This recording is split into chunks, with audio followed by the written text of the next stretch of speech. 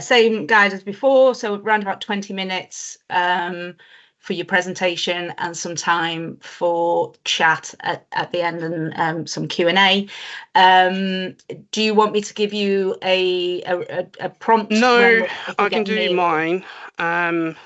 So can I, it's okay if I get going? You can just get going, absolutely. So I'm going to be quite quick because I know there's over 20 minutes worth of material in here because I've been testing my timings. So yeah, why is it premature to split rational demand avoidance from pathological demand avoidance by Richard Woods at London Southbank University PhD student. I'm currently on a gap year, so I do note that later on. I do have some conflicts of interest, so I'm developing a couple of PDA tools. I do earn some income from training sessions on PDA, and I reluctantly advocate for it to be diagnosed as a standalone category. In terms of it, by my perspective, I am diagnosed as autistic in 2012. I do meet Elizabeth Neeson's PDA behaviour profile, but I'm not emotionally attached to it, and I am trying to get away from using these psychiatric categories to base my identity on, because I prefer a transdiagnostic approach to it. As I said, I'm based at LSBU, so I'm part of the critical autism studies / disability studies group there, and I will try to not talk too quickly. I'll skip that.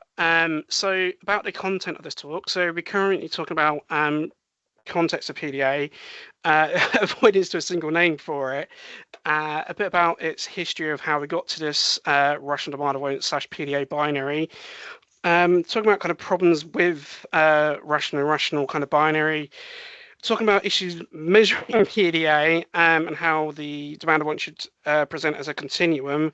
Moving on to how rational and irrational is naturally based on value judgments, talking about the kind of diversity in that, a relation towards it, and then putting this binary through some impairment definitions, why this binary exists, and there's some including comments. So yeah, so there is some commentary notes aside that. Pardon, yeah.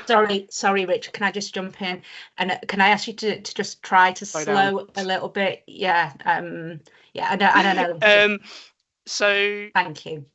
There is some commentary notes on the sides with the green capitals at the top, as you can probably see this one is. So I have some examples of memes showing this kind of binary kind of being done, and these are all kind of collated towards the end before the references.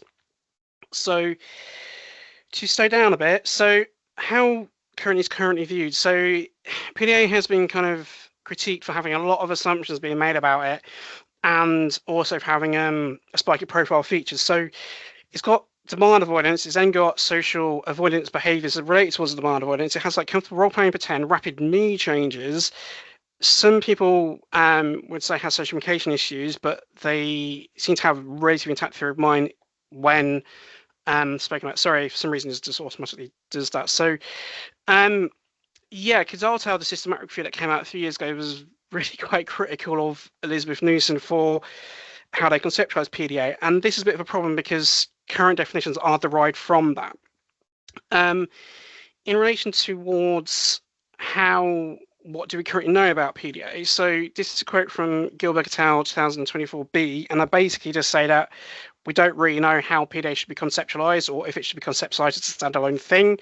We don't have the evidence to say that, but we do know that PDA is causing problems for kind of caregivers and those around people showing significant demand avoidance, and that this is like problems for expressing demand avoidance. And so I don't know why it keeps on scrolling forward more than before I'm doing it, and for those interacting with the families. What kind of going on to the pathological descriptor? So the pathological descriptor has got a lot of unease around it within the kind of literature, with people being quite unkind to the pathological descriptor. So some people found it as derogatory and unhelpful. Elizabeth Neeson herself didn't like the pathological descriptor. She hoped it would only be temporary. It's worth pointing out her original name for PDA was Mardy syndrome. But this is going back to 1983.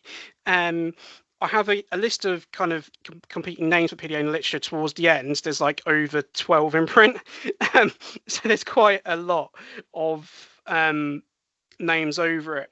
So in terms of what demand avoidance is, so it's really difficult trying to split it out because it is inherently transactional. You have a demand which is basically anything which is trying to force one to kind of engage with it or to kind of encourage them to engage with it. So this can be an internal kind of demand. So like I had the demand to kind of look at my me being stabbed with a flu jab, but I kind of avoided it because I didn't want to. But there's also external demands, such as like rules, boundaries, and requests from others. So the avoidance is the resistance to demands, and the demand avoidance is something that's kind of generic to the human population. But in terms of how one adversely experiences demands, that is often transient and changing over time. But in terms of this kind of rational versus irrational demand avoidance, so Damien Milton originally proposed in 2017, and then I later put it in print as well in 2019, suggesting that PDA called rational demand avoidance to highlight that there can be good reasons to express demand avoidance. Since then, some clinicians did some research on their cases of PDA and non-PDA cases, and they suggested that rational demand avoidance should be used to describe a group of children and young persons who start expressing significant demand avoidance to specific environmental triggers. Since that time, it's been kind of adopted by PDA profile autism advocates to say that PDA's demand avoidance is irrational and non-PDA demand avoidance is rational in nature. And I've got examples from PDA Society and and from mainly Sally Cat's kind of memes and stuff. But so now there's currently a binary of rational demand avoidance that's meant to be non-PDA demand avoidance and irrational demand avoidance that is meant to be PDA demand avoidance. This is problematic in terms of that when me and Damien never intended rational demand avoidance to be used in this kind of binary or used to kind of exclude people from PDA. But in terms of actual, when you consider the logic of what is rational and irrational, well, there's actually a few options to actually doing it. So you can actually have neither rational or irrational demand avoidance. You can have rational demand avoidance by itself, irrational demand avoidance by itself, and then you can have both rational and irrational demand avoidance, which I'll kind of get onto why in a minute or two. But there's also a fifth option, which is just avoiding deciding if something is rational or irrational demand avoidance. And there's actually some good reasons to do that. So for example, we know that there's kind of a push to consider the full context of autistic people's kind of actions, behaviours and interactions. We also know that there's growing body of evidence that suggests that what was traditionally viewed as something intrinsic to autistic people is actually the result of transactional processes. There's also a problem with that a lot of people who are showing significant demand avoidance will struggle to either understand or be aware or care if their demand avoidance is rational or irrational. So I put in print that saying that people, if they have alexithymia, interoception or theory of mind issues, could struggle to kind of work out if their demand avoidance is rational or irrational. Is also someone's highly aroused, which they often will be when they're showing significant demand avoidance, they will process information more slowly and often more emotively. So they will again struggle to understand if it is rational. Also, if people naturally have a monotropic cognitive state, they will only have a few pieces of information within their perception at any one moment at a time. And it's unlikely if thinking of their demand avoidance is rational is going to be part of that. So you can't really have a rational or irrational demand avoidance group if people aren't aware of it.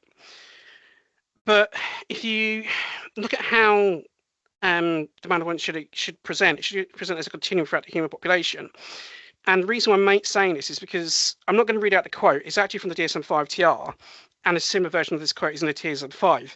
But what it basically says is that the current body of evidence around psychological kind of constructs and those related to psychiatric categories is that they present as continua throughout the human population, and that we often find that there is no zones to differentiate between different kind of psychiatric categories. We've kind of got a need for residual categories. There's high rate co-occurring difficulties, and that often categories will have same treatment or support strategies with other kind of categories out there. So the reason I'm trying to say this is that they shouldn't be seeing this split between rational demand avoidance and pathological demand avoidance. There's kind of other quotes behind that. So there's a tool within the DSM-5 TR and the DSM-5 which is there to assess for features that are often missed in kind of assessments for various kind of psychiatric categories. So there are a couple of interesting items in there. So there's avoiding situations that make you anxious, and in the caregiver version, there is said she could not do things that she wanted to do or should have done because they made him feel nervous, which is meant to be a sign of PDA, if you're avoiding doing stuff because you want to do it. The PDA literally notes that it has no specificity. I do some work with Studio 3, and I'm a really big fan of their work, but the book by Andy McDonald 2019 pointed out that most, if not all, humans benefit from being in charge or having a sense of control. So if you're saying that PDA has a high need for control, that is rated a bit problematic when you're looking into kind of support strategies, which I'll touch on a bit later. In terms of, there's other literature which suggests it's problematic kind of trying to work out differences between kind of general stuff. So this is a quote from the front of DSM-5, which says that it can often be difficult to disentangle kind of normal behaviour from pathological behaviour. And this is a quote from the PDA literature, which says that some of the PDA features are intrinsically hard to reliably measure. And this is a quote from Wingertel 2011, which basically says it's difficult or extremely difficult to mark the boundaries between the autism subtypes. That's the DSM-4 ones. But he also said that these issues exist within proposed autism subgroups, and that includes PDA, because the article mentions PDA. But he also went on to say that it can be difficult to distinguish the boundaries between autism and other characteristics, especially characteristics when people have high skills in. And this matters in terms of PDA because the PDA literature suggests that PDA's best skill set is in demand avoidance, specifically the avoidance behaviours that are used to get our demands. So when you kind of look at who's deciding what is rational or irrational, it tends to be from the observer's bias, and this tends to be done to predominant Western culture norms. That would be white, middle class, straight value judgments. So what is rational or irrational is inherently subjective, and that has some problems in terms of different cultures will have different values, so therefore what is rational or irrational will vary from culture to culture. So I'd point out that autistic people tend to use the applause to kind of congratulate people after they're done talks, while non-autistic people tend to do clapping. I'll skip the next couple of slides. So I have a thought experiment to kind of highlight just how subjective kind of viewing something as being rational or irrational is, which is basically asking how would a human living 20,000 years ago like to react to your demands, and why and how would you classify that? So I gave the example of how would a human living 20,000 years ago react to you brushing their teeth, assuming they had access to a toothbrush and toothpaste. And I said they would probably avoid it because they just don't have a concept of brushing their teeth. So it's kind of, this kind of thought experiment is useful because it allows you to kind of consider just how many demands are actually constructed from our modern life, and how recent a lot of these demands actually are within the context of the human species, which has been about for about 200,000 years.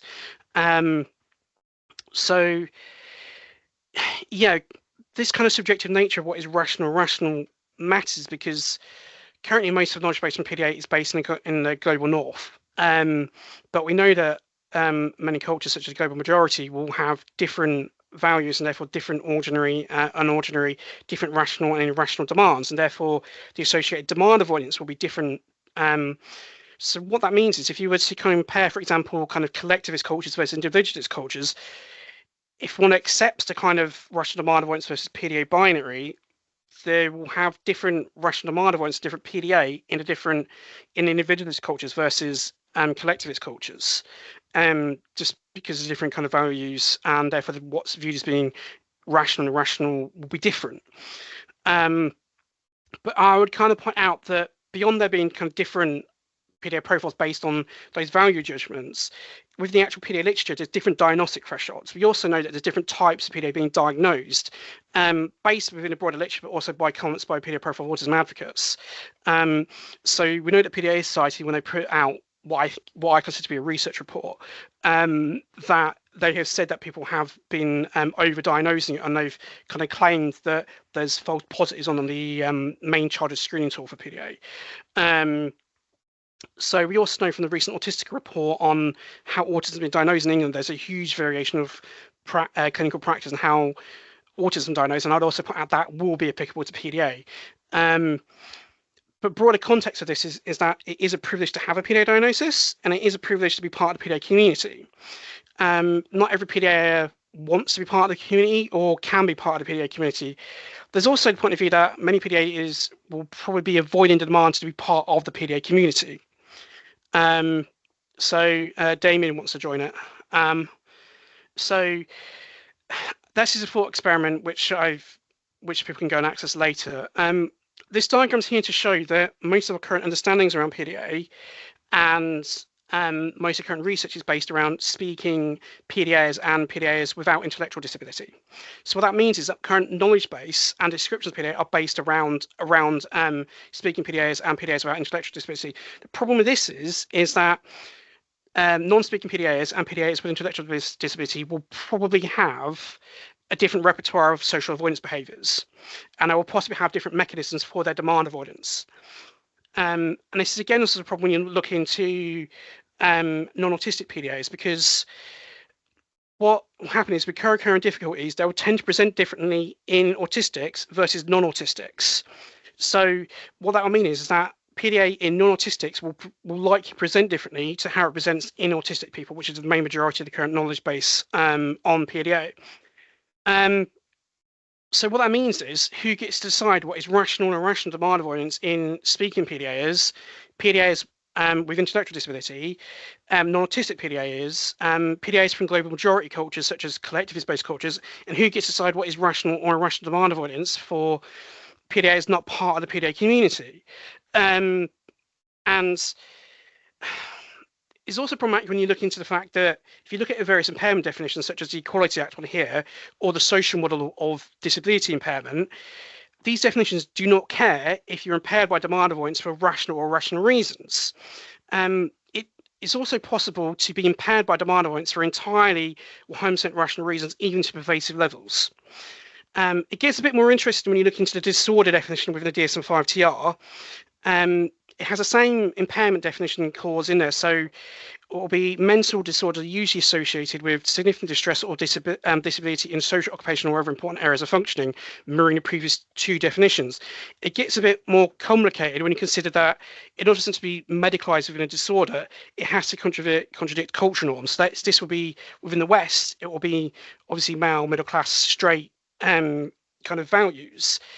We can medicalise demand avoidance by those, but the problem with that is that will contradict the autistic rights movement and the parallel neurodiversity movement's kind of aims to kind of get autism out of the diagnostic manuals and to stop medicalising it. So the problem with this binary of rational demand avoidance versus PDA is that we know from the general autism literature that these false binaries are problematic, such as the low functioning versus high functioning binary, and that we know that many autistic people are against the use of functioning labels. In terms of PDA, if you're going to associate a minority of autistic people as having a particular set of strategies, this is problematic in terms of the PDA strategies because they're argued to replicate generic good practice strategies, and that these or comparable strategies are already being used independently of PDA within a broader autistic population. It's an issue when you consider the fact that the autistic population generally is in quite a lot of significant distress.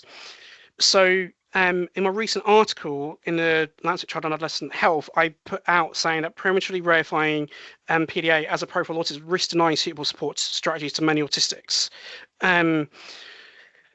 So if one's going to propagate the rational demand avoidance versus PDA binary, it's likely to mean that many autistics will not receive suitable support strategies that work with their autonomy and trying to basically not reduce their low arousal level. So why does this binary exist? I would point out that this binary exists because we know that how PDA is currently operationalized, it's highly circular, and we know there's a lot of risk of bias present. So I would just say that this binary, especially how what is rational and irrational is inherently subjective, it's created from the biases. So I'm going to skip those ones. So I'm just going to conclude that it should be recognised that information from the PDA community is biased and not representative of many PDAs. The fact that they've constructed this binary kind of begs the question: what else of these claims around PDA are constructed from their bias? And I'll also point out that Damien Milton's and my disagreement with how rational demand is being used within this binary should be acknowledged. I would also argue that it's probably better use of time and spoons to focus on shared experience of demand avoidance, such as suggested by Jonathan Green. So kind of looking at kind of potential kind of causal mechanisms within kind of full context of the behaviours, instead of using rational demand avoidance as a tool to exclude people. Because in my view, the term rational demand avoidance has been appropriated away from how me and Damien intended to use it. I accept that paedo profile autism advocates are probably going to ignore that request, and they're probably going to like you to carry on using this binary, but instead use alternative terms like logical demand avoidance instead of rational demand avoidance, and I'll probably also maintain their attacks against me, because I've been told I can expect to be attacked as long as I'm critical of PDA. So that's basically it. I do have the video up on my YouTube channel, and the slides are already up on my ResearchGate. I'm trying to use this saying as much as possible now, which is, may your STEMI activities be many and your free states long. It's equivalent to live long and prosper. So yeah, any questions? I've got references at the end. I've kind of put together kind of copies of example kind of memes and stuff, and I'm happy to kind of take any questions. So I'll stop sharing so I can go into the Q&A, if it will. There we go. So yeah, sorry for being very whirlwind about that, but I knew I had a lot to cover in a very short amount of time. Thank you, Richard, and thank you for, I know there was a lot to get in, and you came in pretty much within the time, so thank you. So again, waiting for maybe comments and people to kind of formulate or type in questions. But just a comment which isn't actually specifically about PDA, but I just wondered if maybe for people who are not familiar, you said you're preferring to use a transdiagnostic approach to sort of labeling and identity, and I just wondered, can you just explain what you mean by that? So there's great debate within psychiatry and psychology around if they should be using diagnostic categories to map and support features associated with the categories within the DSM-5 and the ICD-11. So that would be categories like OCD, ADHD, Judges 4, and the entire rest of them. What's happening is that the current approach to it is basically being shown to be highly problematic and not very good. There's quite a few reasons for that, which I've kind of commented upon, literally quoting the DSM-5 TR, because this stuff's in there. So what some people are suggesting instead is that we basically, instead of attributing characteristics that are associated with these categories to these categories and to these social constructs, we just say we just take them by themselves. So we'll just say that you have social communication issues, you just have impulsivity, you just have compulsive behaviours, and you just map and support the features by themselves. I think is probably the way to go. The DSM-5, I haven't checked if it is in the DSM-5 TR, but the DSM-5 said that they're only using the current system until something better comes along, which is one reason I keep on saying, advising people to read the front of DSM-5, because it's got all this weird and wonderful stuff in there. But yeah, so that's just my preference for it, because there's also, from the point of view of being autistic, as much as we have some agency within what terminology is used, we also don't have a lot of control. You only got to look at the entire nonsense around profound autism, how some people go nuts over that, to work out that we don't have that much control over these categories. So I'd rather just avoid that entire eggshell and just focus on me and my kind of characteristics and stuff. Because if you want to look at it, if I tell someone I'm autistic, and what does that mean for me? That probably isn't going to help people. I'm still going to have to turn around and tell them my spiky profile features and how best to interact with me anyway. So you might as well just skip the entire burst of saying I'm autistic and just go straight to I have demand avoidance and impulsivity, blah, blah, blah, blah, blah, blah. So, yeah. That's really helpful. Thank you. I've got a couple of questions, but first a comment from Karen, which is, it's not a question, but just want to say thank you very much, Richard. It was very interesting. So I wanted to say that first, so I could then move straight on to a question from Angela. Again, it's about terminology. So do you have a recommendation for what we should do about the term? I have a lot of listeners to the Autistic Culture podcast and clients I work with as a writing coach and ghostwriter who are very attached to it. Sorry, can I just finish the full? Oh, sorry, So yeah. I just, yeah, with or without a diagnosis, it does resonate with people. I use the term persistent drive for autonomy, and there are tools that I use to work with people who identify as PDA to get better results from them as writers. So, yeah, so using a different term. The reason why it's taken me 5 years to get to this talk is because I've just been avoiding this entire debate for 5 years, mainly. Primarily because I would rather focus on the fact that people are expressing significant demand avoidance and just supporting them and those around them. So I've been using the term demand avoidance phenomena to just say that there is something here, there's probably multiple somethings, and we should be validating that. Because if you look at the entire list of alternative terms for it, they often reflect people's preferred, well, their ideology and their preferred assumptions around it. So even like persistent or pervasive drive for autonomy has a descriptor in front of it and assumptions and stuff around that. So I'm trying to be quite neutral, just go, there's something here, and focus on that, because I also don't like how PDA itself as a category, even if you view it as a profile of autism, is not just demand avoidance, it's demand avoidance plus all this other stuff attached onto it. So it's meant to have like some form of social communication issues, it's meant to have some developmental features, and it's just like, why can't we just focus on the demand avoidance? If people have social communication issues, that's covered by autism. You don't need to say he's got it, just put it under autism and just focus on the demand avoidance. And yeah, I mean, you could argue me too intellectually purist over it, I guess, or I'm playing around too much with how it's conceptualized. But yeah, is there another question or? There is, yeah, thank you. Thanks for that, Richard. Damien has yeah, I know, yeah, I suppose less a question but more of a observation about with regard to avoidance. He said, I'd like to see more qualitative research into the experience to build foundations from, whereas currently much of the research is very quantitative, isn't it? There is a growing evidence base around there is more kind of lived experience accounts coming into it. Even that's quite problematic, because some people are kind of going, we're PDA and you're not, which is one of my issues, is because some people claim that I don't have PDA despite them not knowing me or seeing my medical records and other bits and pieces, and it's just a case of like, do you have any idea how unprofessional you're being or just inappropriate? And it doesn't matter. They're on their hill and they will die on it, metaphorically. I mean, yeah, I mean, I would welcome more qualitative. There is some qualitative stuff in the Frontiers in Education special issue.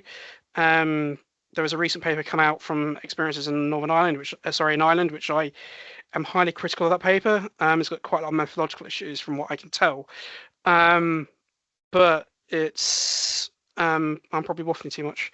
Is there any other kind of comments or questions?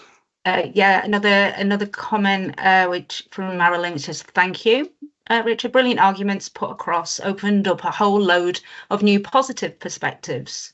And then a question from George. So how do you conclude that lack of awareness means that avoidance is neither rational or irrational? Do you distinguish between not rational and irrational? Well, it depends. One can make arguments for either of them. So within the context that I gave in that thought experiment, people could argue that it's irrational, because we know that if you don't clean your teeth, you like to have all these cavities and stuff and lose your teeth and stuff. But at the same time, you don't necessarily know how or why. Well, it's a value judgment. It is what I could try and make out. It's inherently subjective. I mean, my preference is, as I said, is just to avoid making that decision. I think there's better things to do than make that decision. It's not something I'm particularly happy with doing it. It's just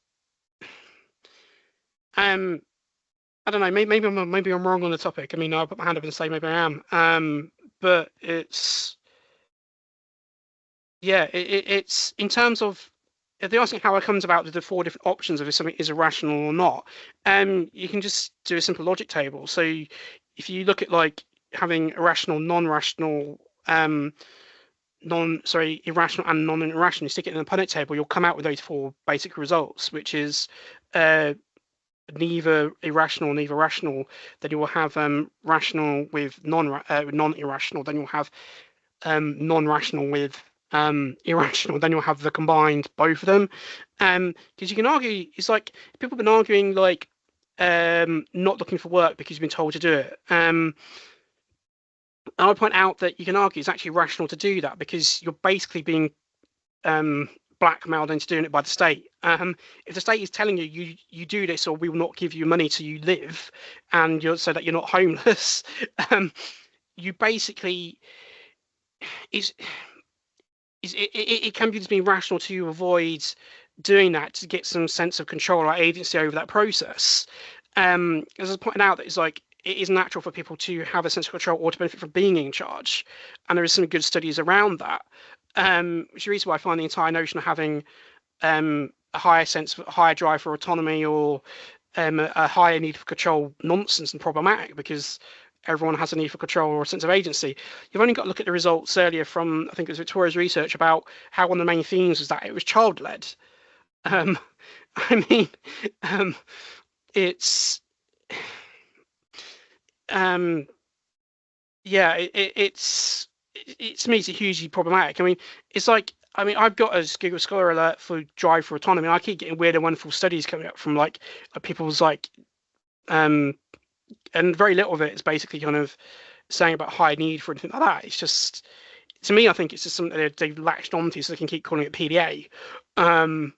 Maybe I'm being a bit too cynical, but it's, is there any kind of questions or stuff? Yeah, Stephen has said PDA, in my personal experience, it stands for please don't ask. And a question from Claire. So instead of trying to define rational, irrational objectively, could we categorize demand avoidance in terms of the individual subjective experience of demands or motivations for avoidance? You can do, I suppose. But my issue with that is that these can obviously be constructed. Within terms of this binary existing,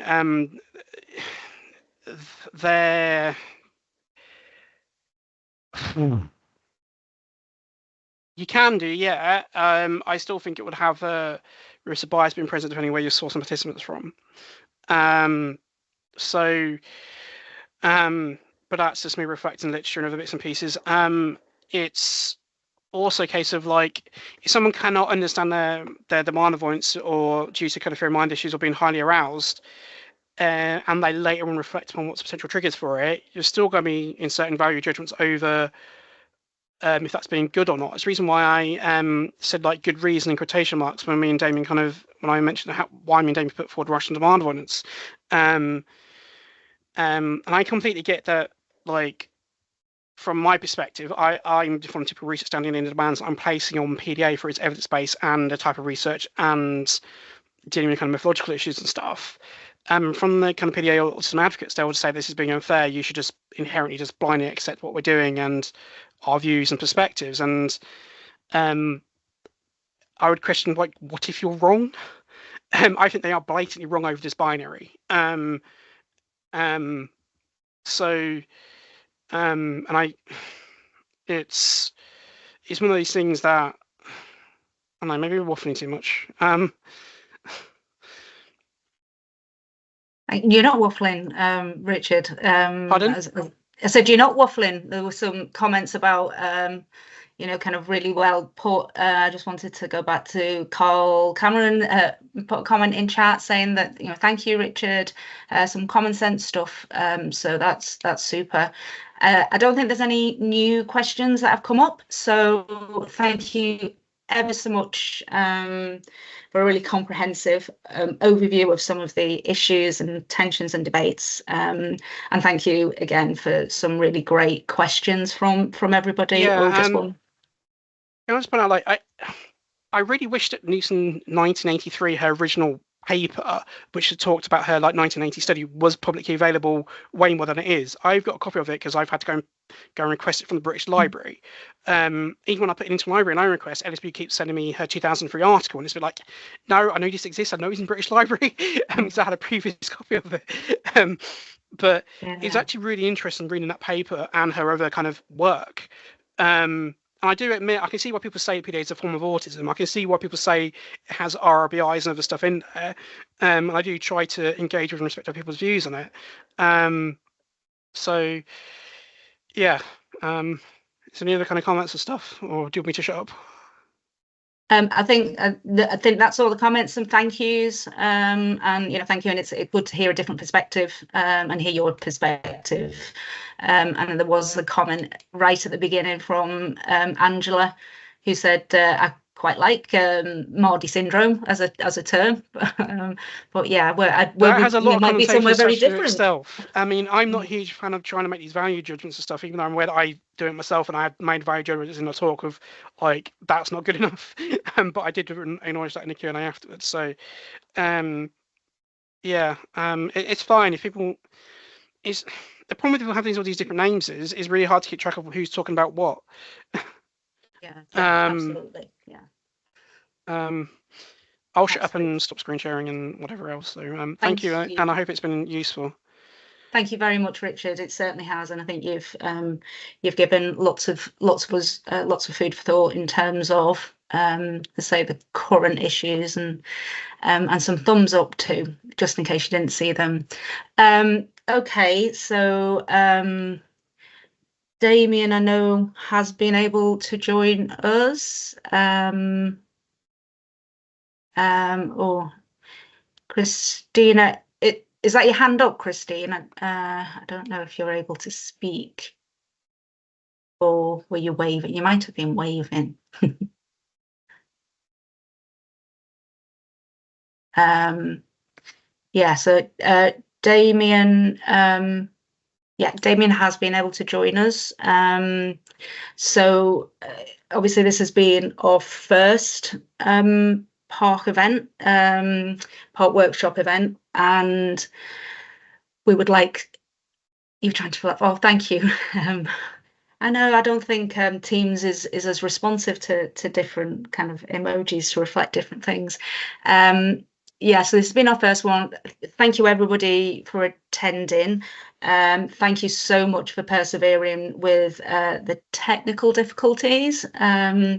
As I put in the comment, I think we'll definitely be using Zoom next time. It just seems a little safer. I have put in both the chat and in the Q&A the outline of next week's workshop.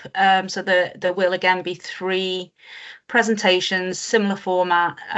We do have the one there that says to be confirmed. It is confirmed. I'm just waiting for a title. So there are 3. And it's same time, same place, although not quite the same place because it will be in a Zoom room rather than a Teams room. But yes, 4:30 next Monday. Hopefully by the end of this evening, if not tomorrow, we'll have the information up on PARC website and start circulating it. Is there anything, Damien, that you wanted to add that I've forgotten? Did I say the 4th? Thank you, it's the 11th. I'm in a time warp, but yes, it should be the 11th. Can I just say thank you for kind of hosting today and everything else. So I know you've had quite a lot going on over the last year or so, so I do appreciate you kind of making time to kind of host these and other events and stuff. So it's good that it's not all at LSBU. Thank you so much, Richard. That's really very, very much appreciated. And I think Nikki Martin at LSBU has always been really wonderful and generous about not wanting this to be an LSBU thing, and hopefully between us we can start moving that out and working between Edge Hill, which is myself, Edge Hill University, and PARC.